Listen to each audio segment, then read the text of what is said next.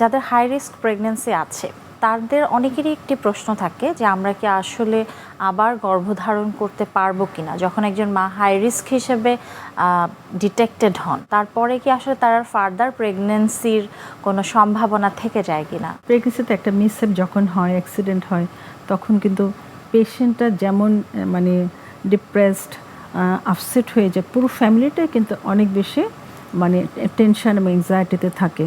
তারা কিন্তু প্রেগনেন্সির একটা ভীতি বা ফোবিয়া হয়ে যায় যে আবার এটা হয়তো হবে। যাদের একবার এক্লেমশিয়া হয়েছে, হ্যাঁ, তারা কিন্তু বা একটা স্টিল বর্ন হয়েছে, তারা কিন্তু আর সেটা নিতে চায় না।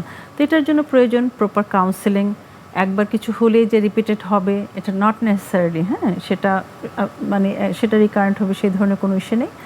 যদি কিছু মেজর কিছু থাকে, আমাদের তো ট্রিটমেন্ট আছে, ইনভেস্টিগেশন আছে, সেগুলো আমরা ইনভেস্টিগেশন করে ডায়াগনোসিস করে আমরা প্রপার ট্রিটমেন্ট দেবো, রেগুলার চেক আপে রাখবো, তাহলে কিন্তু একটা মানে খারাপ আউটকামও কিন্তু বেটার আউটকাম হতে পারে।